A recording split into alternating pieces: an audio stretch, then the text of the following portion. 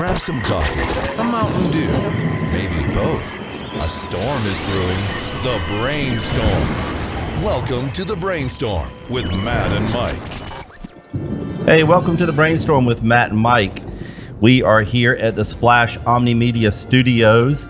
And if you're listening to us on the radio on Monday mornings from 9A to 10A on The Point, or you're listening to us on a podcast, or you're watching us on our YouTube channel, we greatly appreciate you joining us here. I hope everyone had a great Thanksgiving. Mike, I know that you and I both probably ate way too much. What's your favorite, Mike, what's your favorite dish on Thanksgiving? I don't know if I ever asked you that before. Yeah, I love honey baked ham. Honey baked ham, yeah. That caramelized, crystallized sugar on the top of that. That's right. Brown sugar on top of that ham. That's good. I would say a close second would be like sweet potato casserole. You know, I was getting ready to say it's kind of like yams. dessert. Yeah. You can get away with it and not call it dessert, so you can still go eat pumpkin pie afterwards. Sweet potatoes are excellent in any way. I like the baked sweet potatoes when you put all the, the bad stuff for you inside of it. But then I grew up with candied yams, and so my grandmother would obviously caramelize those are good too. This stuff and just coat the yams with it. It's amazing. For the longest time, Matt, I actually thought that yams and sweet potato casserole, like I thought it was the same thing. People just called it different. Right, but then I finally realized that there were two different things that just look very similar in color, and taste amazing. You know what's so funny is probably have some listeners and some viewers that's going, "What? That's not the same?" Right, They're not the same. What are you talking? You just ruined all of the holidays for them, Mike. The good news is we're in marketing. That's right. It's okay. It's okay. We're marketing experts, right? Right. Absolutely. Well, welcome to the Cyber Monday. We're wrapping up the busiest shopping weekend of the year this weekend. Really Black Friday, as we explained in a previous show a long time ago, actually, that Black Friday had nothing to do when it was created with shopping, which most people think that it did. But we're wrapping up the busiest shopping weekend of the year. And now we're going to start focusing on Christmas and a New Year upcoming. And as people continue really to think through, a plan for the new year from a business perspective, guys, this is a show you'll definitely want to save, hold on to, and listen to again as you think through with your executive team and your team about strategy and a plan. I know, Mike, you and I focus on that a lot. We focus on that internally. We focus on that with our brands here, Splash Omnimedia, Brand Buzz, Next Degree Leader, and here on our show, The Brainstorm with Matt and Mike. But we also focus on it a lot with our clients. We spend a lot of time talking through that. This show is going to be a really cool show because we get to do that with our own marketing director here. And of course, what we do here is we treat ourselves as if we're our own client, which is what you should do. You should walk your own process through on yourself to make sure that it works. Jack Stewart, thank you very much for joining us today on The Brainstorm with Matt and Mike. Jack is a client manager here with us, and he handles our account. And so we asked Jack to come on the show today and just ask us some questions. Actually, we didn't ask him. Jack said he's going to come on the show today and ask us some questions so the viewers and the listeners can get a really good understanding as they wrap up 2020. And I know many people are pleasantly enjoying wrapping up this year with all of the hurdles and roadblock and challenges this year's presented, and moving into 2021 with a great marketing plan and marketing strategy. I'm excited to have you on the show, Jack. Thanks for joining us. Yeah, thanks, guys. Thanks for having me on. So I guess what we'll do, Mike, is just turn it over to Jack to ask us some questions. That's right. I think, Jack, you said you were going to kind of ping pong some different things to us. Shoot. Yeah, definitely. So I just want to start with, Matt, people use marketing and advertising kind of in the same manner. And those are two completely different things in some regards. So could you just kind of right off the bat, just explain the difference between marketing and advertising, kind of set the plate clean here so we can get dive into the marketing part of what people do. You're right. I mean, Mike, you and I've spoken about this a lot over the years, and And at times you and I, just for simplified communication with people, we'll just call it the same thing, even though it's completely different. Advertising is pretty easy in its form. It's not easy to get it right, but that's the marketing piece. But advertising is simple. What is the vehicle in which you're going to convey a message, how you're going to convey the message, and to who are you going to convey it, right? It's simple. It's really the vehicle in which to take the message and convey it to the listeners or the viewers of that advertising vehicle. TV, radio, billboards, digital, social media, all of that is advertising. Email marketing, going to the chamber and giving out business cards, it's all advertising. Marketing, however, is much more complex. This is where most businesses literally don't just not hit the target, they miss the entire target altogether, right? And so what happens is marketing is that strategic plan. The who are we reaching? What type of problem is our product or service solving for someone? What's the solution? We're the solution, but the product or the service is the solution, but what is it, right? Who, the demographics, the psychographics, the aspirational identity to your target market. All of that has to be understood in order to figure out, is TV right? Is radio right? Is digital right? I mean, what is right? Well, if you don't know all of the marketing piece of it, you'll never actually spend advertising dollars correctly. So that's the major difference. Is marketing is the plan, the strategy, the who, the what, the when, the why, the how, right? Advertising is simply taking the message and conveying it to somebody. Okay. Yeah. Great. So now that we have a little bit better understanding of what marketing is compared to advertising there, Mike, big question for you. All right. What makes good marketing? That's a great question. So, piggybacking off of some of the things that Matt already shared, there's first thing is to understand who your audience is. What problem are you helping them solve? What barriers do they have to making a great decision? And why is your product and service superior? Why should they buy it from you? And so you have to really identify those things first and then walk through the process that your customers would go through. Understand what each stage of their buying journey looks like, what questions they have at each of those stages. And then you have to have content that you communicate across many different channels, the channels that they frequent, and really address those items. Is it, if they're in the middle of the funnel, as we call it, they're in the middle stage, they're kind of in between, we want to really enlighten them. We want to help them really understand how you can help them solve their problem and what life can look like once they've solved that problem. And what life looks like, potentially, unfortunately, if they don't resolve that problem. And then eventually you have to call them to action. And so that's really what great marketing looks like. It's clear, it's concise, but it answers the same questions you would if you were in front of them in person and walked them through the entire process manually. And so we just use marketing communication to do it. Right.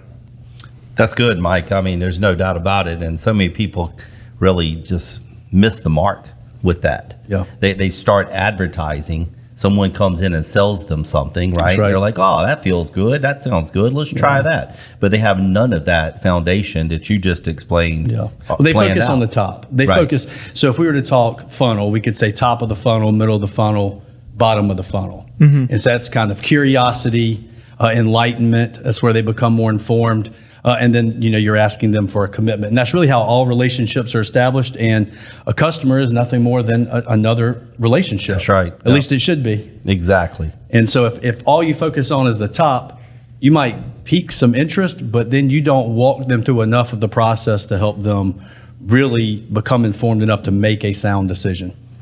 You're listening to The Brainstorm with Matt and Mike. We are so glad that you're joining us here on our show. I'm here with my business partner and friend, Michael White. We've been doing this thing for well over a decade, getting close to 2. I know that you can't really tell that. We both look 20 or 25 years old still. I told someone the other day, Mike, that someone said, I know that I look 50 but I'm actually 25. And I was like, yeah, that's just about right for me, right? So I'm actually 25, but I look 50. Where someone the other day said, I know I look 25, but I'm actually 50. I was like, yeah, I'm the opposite. Yeah. Not really, but I wish. I enjoyed those days. It's just a long time ago. Mike, we're kind of in the midst of a conversation here with our marketing director, Jack Stewart, who's asking us some questions in reference to marketing strategy and advertising strategies. So I'm just going to throw it back to you, Jack. Okay. Yeah. Thanks, Matt. So today it's super noisy out there.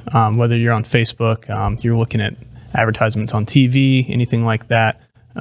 Going down the road, there's a ton of billboards and everything. It's a really noisy environment right now, and I just want to know, with the election that we just had, with the holidays and everything, that we're right here coming off of Cyber Monday, and moving forward with that, coming into Christmas and everything. How does a brand make their voice heard? And how do they kind of cut through? Yeah, that's a great question, Jack. And you're right. I mean, and when Jack's talking about noise, and when Mike and myself talk about noise, what we're talking about is competitive noise, like not just competitive, but all noise, right? So if someone's trying to sell somebody something, and when is that not the case today? I mean, the average consumer is seeing over 10,000 commercial messages a day. There is a lot of noise. So you're exactly right, Jack. And so Mike was talking about what is good marketing, and I'm going to have to assume that business has that down, which I can tell you is a bad assumption, as we both know. But let's just assume for the purpose of our conversation, we'll pretend that a business has that good marketing strategy in place. How do you cut through the noise? You make sure you're following your plan. You make sure you're following your strategy, and you're creating good messaging. If you create good messaging, obviously the clarity of your messaging wins.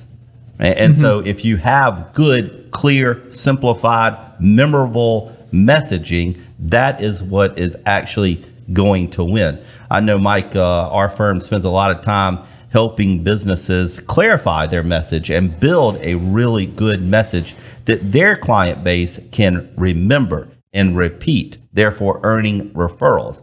And I think that clarity of messaging is what's really going to win. And then picking out the advertising vehicles in order to convey that messaging, retargeting, behavioral, making sure you're sending the right message to the right people at the right time using the right medium. There it is. I mean, that's how you break through the noise today. And unfortunately, this shopping season and most shopping seasons, unless you have a good agency like Splash Omnimedia, and there are other good agencies across the country helping you with your message, you simply will just be part of the noise. So true. Yeah. Yeah, absolutely. So if someone was able to break through the noise, they've got this plan in place, they understand they need some messaging and everything. Mike, if someone was to start today, let's say they take a look at their business and they're thinking, wow, I probably need to step up my game a little bit. I need to get some stuff rolling here. Where do you think they should start? Where do you think they're going to get the most bang for their buck? And what does that look like? So we see people who invest a ton of money. I'm going to rephrase that. They blow a ton of money advertising their business. And it's because their message is all about themselves. It's look at me, look at me, look at me. It doesn't really speak to the consumer, their customer, their audience, and address their problems and help them understand how they can guide them to a solution that will solve those problems for them and help them have a better outcome. So what I'm driving at is messaging. Before you spend $1, I would invest time in clarifying your message, making sure you really identify who your target audience is. If everyone's your target audience, then you don't have a target audience. Right. And so you need to really understand who you best serve and how you serve them, and really surface what those problems that they're experiencing are and how you help them solve them with clearly defined messages that you can repeat over and over and over. And then I would go digital first. So messaging, then digital. When I mean digital, depending on your industry, that could be search, it could be shopping ads if you're in retail, it could be social media ads, whether you're retail or you're B2B or B2C. It could be Facebook, LinkedIn, Instagram, Twitter, TikTok, maybe even Snapchat for some, YouTube. So I would really leverage digital. Of course, you're going to have a great web platform to drive them to. They're going to either be driven there to learn more about you, or they're going to go there to look and make sure that you truly are reputable, and everything that your ad says you are, you actually reflect and look like in every medium possible. Okay. Good. Yeah, that's great. Very good.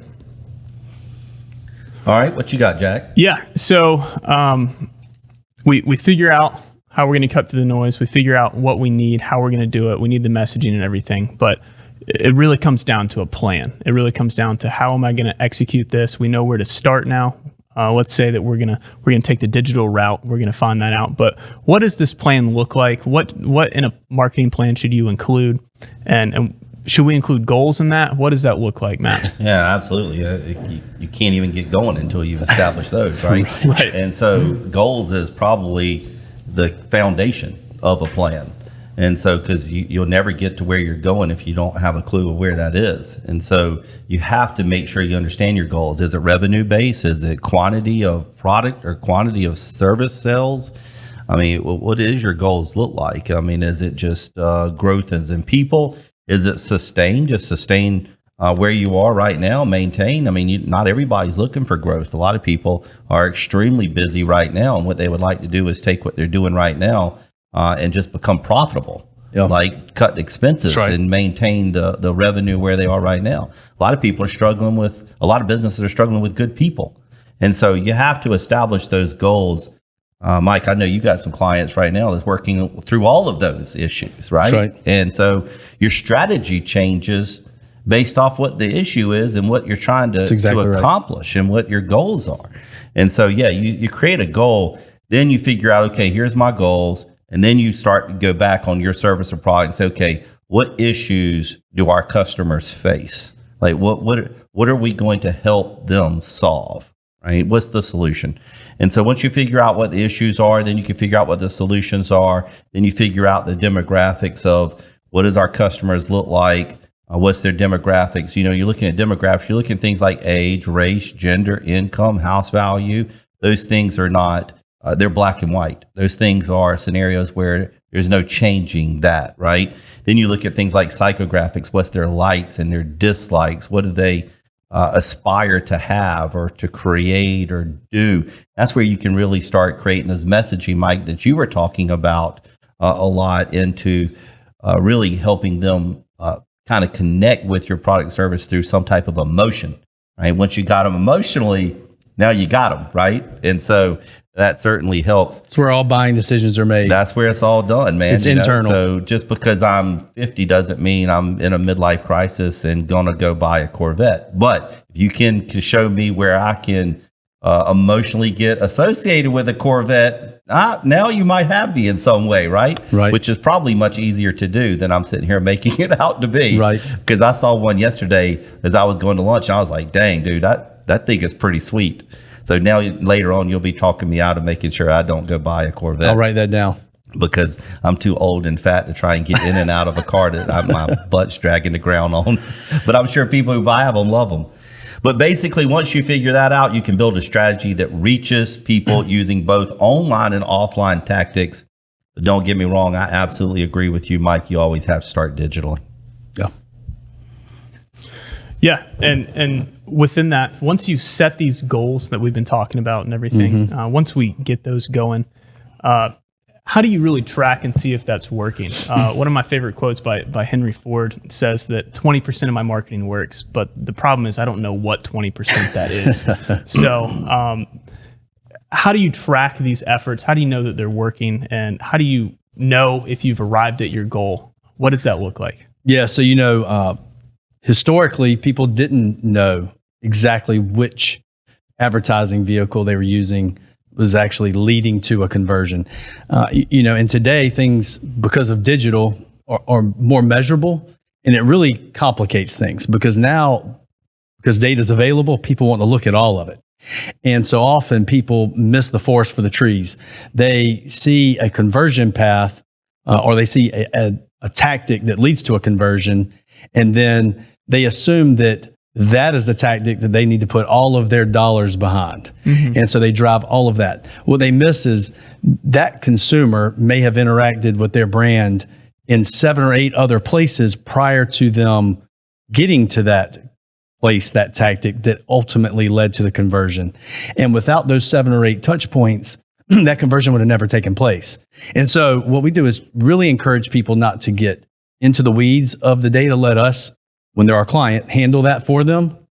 We are used to looking at all of those metrics and understanding how they all work together. So what we really do is begin with the end in mind. So Stephen Covey said it best in the 7 Habits of Highly Effective People. And so when you begin with the end in mind, you really understand what it is you're trying to accomplish, what that end goal looks like. And then you break down, what is that goal? Are you trying to grow your customer base? Are you trying to increase the number of customers? Are you trying to increase retention? Maybe you have more customers than you need, but you're not retaining them, you're churning them. And so really the path to success is, how do we keep our customers for a longer period of time? How do we increase, customer transaction value? How do we make each customer that we serve bring more value to us, and how do we add more value to them? And then increase frequency. And so really that's where it's at. I mean, you do that, you measure lags, you measure the leads, and you go from there. Mike, I love that conversation. You're listening to The Brainstorm with Matt and Mike. We love having you join us on today's show. We have Jack Stewart with us today, marketing director here at Splash Omnimedia. And Mike was just talking about, once you actually have a marketing plan, how do you really track those efforts? Mike, please continue. That's very interesting, because this is where most people go wrong. And if they do have, which very few people have, a good marketing strategy, but those who do then don't know how to measure it. And I know that you were talking about Stephen Covey, begin with the end in mind, which is perfect, because you don't know where you're going, you'll never get there. Yeah, so for those who may just be tuning in, I'll recap. So you begin with the end in mind, you know where you're headed, and then you just work backward from there. So and you take micro steps along the way. So really what we do is we establish the lag. The lag is like the result that you're after. So if you're looking to grow your number of customers, you don't just measure that. That's the lag. What you do is you establish the steps that have to be taken at whatever frequency to help you achieve that end result. And so that's what you really measure. And so, for instance, we might measure traffic to engagement, engagement to leads to conversion. And so each of those things we would measure independently to really understand how each of those plays into the ultimate end result, which is that lag that we're after. And so conversion to transaction value, transaction frequency. And so depending on what your actual goal is, those things that you're measuring might change somewhat. But we try not to get too bogged down, encourage our clients not to get too bogged down in incremental analytics, because it doesn't tell the full story. So, and the two components of how do you feel, like, is it data that's telling you where to go, or your gut telling you where to go? You're basically saying data might actually be a little bit more predictive than your gut, right? I mean, it is more predictive, but at the same time, I think we have to step back and look through a customer's eyes and say, okay, if we're reaching them at a higher frequency, and the message is clear, right, and they're engaging, which is a good indicator, right? Then we know that ultimately, if we can keep them engaged, if it is the right audience, that sooner or later they will convert. The issue is, we live in this microwave culture where everyone wants everything right now. Right now, they want to turn on Netflix and they want to watch the entire series and binge watch it over a weekend. And unfortunately, that's just not how buying journeys, always work for a lot of products and services. And Jack, I'm going to go off script since we're in this conversation, and I'm going to ask a question versus you asking a question. Okay. I'm going to ask it to Mike, but it stays in the same vein, Mike. So I was with a client yesterday, and we were talking about kind of the 2021, the strategy of 2021, and I said, well, what this year looks like from a success perspective. How are we going to measure it? I wanted to hear how the client, which is something that we often do, right? We often ask the client, how are they going to measure success for our relationship this year? And one of them said, hey, is the phone ringing? And I was like, okay, well, let's back up a minute, right? I mean, you have direct call to action and you have some brand building.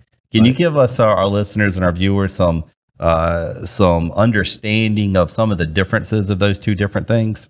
Right. So, again, every buying journey is different. And really, the lowest denominator is going to be that transaction-based customer, the one who's going to come reactive. I need it. I need it right now. If your pipes just burst, you probably need a plumber immediately. Right. If it's the middle of winter and it's negative 32, which happens very little where we live, but if it was, and your furnace is out, you're going to need it repaired right now with the quickness. Right. So beyond that, what we find is the bigger the decision, the bigger monetary decision, the longer the sales cycle. Yeah. And so what happens is impatient advertisers, marketers, attempt to run an ad and they want that to equate to the telephone ringing. Yeah, exactly. Or to a form fill. I want to get rich right now. Right. I want it to fill my pipeline right now. They want to literally trade dollars for customers. Right. And, where that you can win at that short term sometimes, and in some industries, more often than not, it is a journey, it's a process, and you've got to have more than just that top of the funnel taken care of. You've got to nurture them. And if you're doing that on a consistent basis, then that top of the funnel is always full. So it's not like what we're saying is your phone's not going to ring. It's just your phone might be ringing right now from things that we might have done 6 months ago. That's exactly right. It's farming versus hunting. Right. And so if you farm enough, your field is full all the time. And now today you're farming for next season. Yeah. Because this season is already full because you farmed last season. Yeah. Right. That's good. That's good. Sorry, Jack. Yeah. We see people wait. Right. And until their cupboards are bare. Exactly. Then they want to go try and farm. Mm-hmm. It just doesn't work. Yeah. I mean, great. I'm glad you cut in with that. That was very important. So let's just kind of touch base again. We've been talking a lot about digital advertising. Yeah. We've been talking about, let's get online. A lot of people know if you Google right now, hey, how do I market my business? It's going to say you need to get some advertisements out there on digital and everything. But let's talk a little bit about. So you think Google is going to say you should go digital first? Yeah. They have to make money somehow. You don't think Google's going to suggest a TV ad? Yeah. So, but let's talk a little bit about things that are off the phone, online, the non-digital side of advertising. Billboards, anything like that. Where do you start with that, and how do you know that you should start doing something? Yeah, once you have a good strategy and plan in place, I mean, you have to figure out which tactics, which advertising vehicles are going to be best to convey that message to the right people at the right time, right? And so it would be hard to convince me, and I know that you already agree, Mike, it would be hard to convince me that the majority, and I'm talking an overwhelming majority, I don't want to say 100%, but I'm probably pretty close. And when I say overwhelming majority to 100%, should always be digital first. I mean, it's like if you want to reach people where they are at the time that they want to be reached, that's a digital, right? And so I often talk about interruption-based advertising. No one drives down the road to see a billboard. No one turns their television on to watch a television commercial, except maybe the Super Bowl. Mm-hmm. No one turns their radio on their way to work to listen to the radio ads. Now, do those things work? Absolutely. No one turns their Facebook on to see a Facebook ad either. No one goes to a website to see a display ad either. It's all interruption-based advertising. That's why the design of the ads have to be good. That's the reason why the messaging, Mike, of which you and I've talked about pretty much this whole show, has to be clear, simple, and memorable. And so all of that's interruption-based advertising. Now, when you're talking about the search engine itself, now we got something, right? That's not. Those people are looking specifically for your service and or your product right now. So you want to know where to start? The phone book theory. Old phone book. Used to advertise in a phone book. Why? People did not. It was not interruption-based advertising. You didn't scan the phone book to look at the content. No, you were looking for somebody or something, right? Mm-hmm. So the phone book theory is now the search engine. And there's more than just Google, obviously, but Google's the dominant player in that search world. But you want to be where people are looking for you. Facebook, Instagram, all those social media has now become a place where people are going and asking for recommendations. I bet you the majority of our listeners and viewers have gone on social media and asked for recommendation. So it has slowly become a place and a source for quality service and product. So you want to be there too. And so absolutely, you need to start digital first. But if you're going to have a budget that gets you offline, then you want to make sure that your message is clear and memorable. You want to make sure that your design is good to where when it does interrupt someone's course of the day, it actually catches their attention. That's a great question. You're listening to The Brainstorm with Matt and Mike. We really appreciate you joining us here. I'm certainly enjoying Mike and I don't get an opportunity just to sit down with just the two of us and talk strategy a lot. And so on this show, we get the opportunity just to kind of get face to face and listen to each other. And it's great because what happens is it shows that we are on the same page. Surprising that we're on the same page, but it shows that we're on the same page because we don't necessarily get together and script these and prep for these shows that we do. Jack, thanks for joining us. Go ahead and proceed. I know you got some really good questions for Mike now. Yeah, absolutely. So with today being Cyber Monday and everything, and with people shopping online and all that, I've actually, you guys got some online shopping to do later, I'm sure. But when it comes to that, people are going to be landing on your website. Websites are a big thing. So when it comes to a website, the quality of that website, Mike, do you feel that could make or break a brand there? I know. I think we're in a good place where most businesses now understand that they need a website, but the quality and the ease of using that it could be big factors in everything with that, Mike. But are we sure that having a good website is going to be enough to help you with those sales? And really, could it be hurting you more than anything else? So, you have to get people's attention. And so you're going to need some way to drive them to the website. Mm-hmm. So that could come, whether that's online or offline or in between, right? Right. So no matter where it comes from. I mean, you could put someone by the street that's holding a sign that's got your website address. If that drives the right audience to your website, fantastic. Once they arrive, it's got to be great. And so what is a great website? It's might look great, but if it doesn't drive the action that you're hoping for, probably not a great website. That's good. So the key is this: it needs to clearly communicate exactly what you offer. They need to understand quickly what products and services you offer. Matt, said earlier, the average person is seeing more than 10,000 commercial messages a day. We live in this distraction economy where everyone is fighting for the consumer's attention. And our brains are wired to really hone in on what's communicated clearly and remove anything that's confusing. And so we want to get beyond that as quickly as possible. So we need to quickly address what it is that we offer, and then from there, how we use those services, those products to solve the customer's problem. Mm-hmm. So whatever it is you offer, you've got to address their problems and show them that you have the right product, the right solution to those problems. And then you've got to really ramp it up a little bit. You've got to make sure that they understand what's at stake if they don't resolve that problem, if they don't buy your product or your service, and what's a good thing that can happen if they do, what's bad if they don't. And then you got to give them a clear plan to move forward and then call them to action. So if your website doesn't do exactly what I just described, you probably have some website challenges.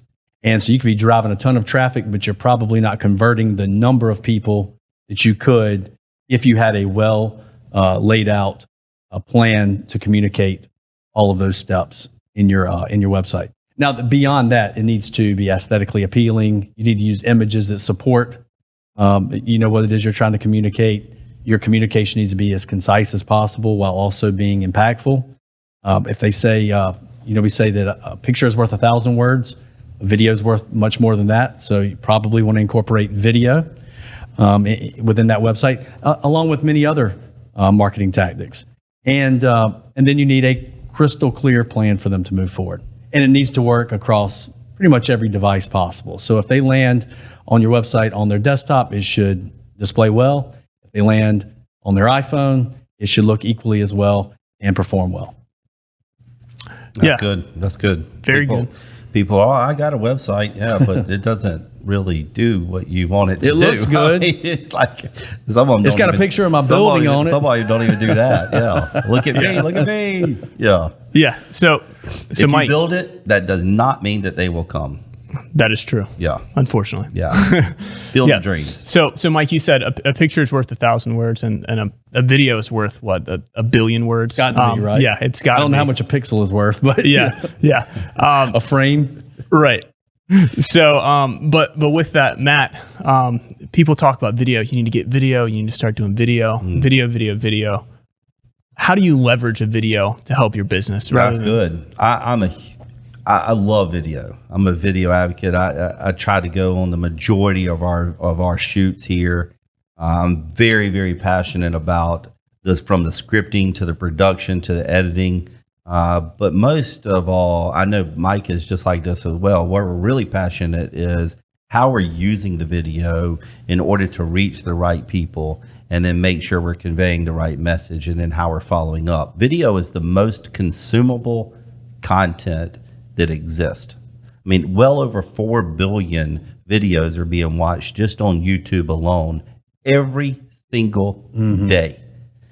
Every day. And that's just on YouTube alone. I mean, there's a lot of Vimeo. I mean, there's a lot of video hosting solution. Facebook, Instagram. Right. Yeah. And we're talking about just one resource or one source. And so 4 billion, well, what is there? 7 billion people in the world? That means that, and probably what, a third of the world doesn't even have access to the internet. That tells you that the Western world watches a lot of video. Oh, yeah. That means people right here that's listening to this show, probably watching this show on YouTube, right? And so they watch a lot of video. Let me add this too, Matt. I think it's the stats say 10 to 15% of what people read, they'll retain. Right. It's like 85 to 90% of what they watch and hear together. And that's exactly that really just reinforces the value of video. Right. Because all emotion, all senses is involved in video. That's right. Right. Everything. If you watch one newscast on a pretty consistent basis, wherever you live, then you almost feel like you get to know those people. Why? Because they're on video. You can see how they act. You can see their facial reactions. You almost get a sense of like who they are in at their core because of video. And so if you have video on your website explaining your service or products, why to choose you, what makes you different, and you do TV commercials or you just do online video. I'll give you an example. An email marketing distribution system, which is great, the conversions and the open rates are 400% higher if you embed video. I mean, video is just probably the best content you can create. And there comes a time where amateur video is good and then professional video is good. If you're going to do great video itself has to have a strategy. We have an entire division that's set up specifically for video content and photography.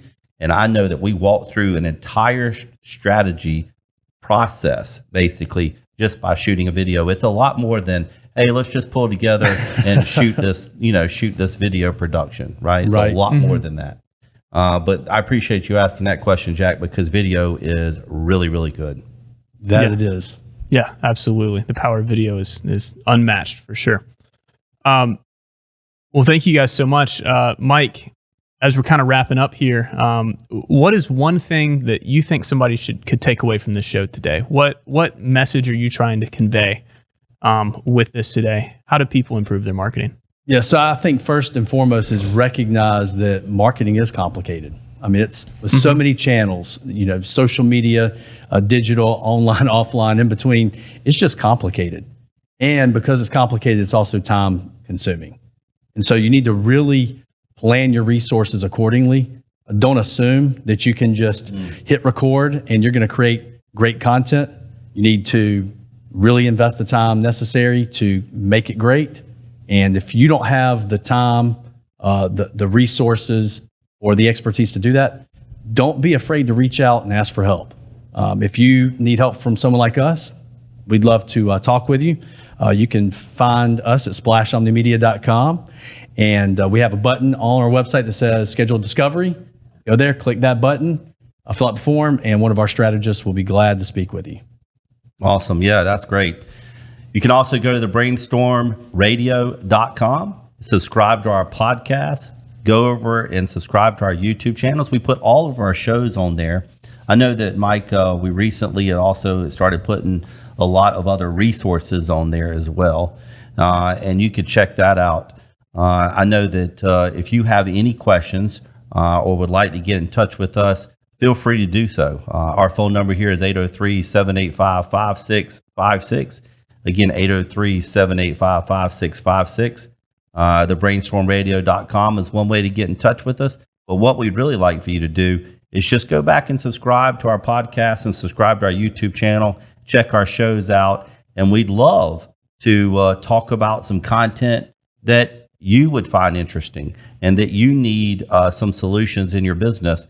And if you really want to get in depth on your business, then again, like Mike said, reach out to us at splashomnimedia.com, or again, the phone number is 803-785-5656. So as we wrap up today's show and wrap up Cyber Monday, we know that people will be purchasing a lot of things online, probably from a ton of our e-commerce websites that we built for a ton of clients around the nation. We'd love to help you, and we hope you have a fantastic week. Thanks for joining us on The Brainstorm with Matt and Mike.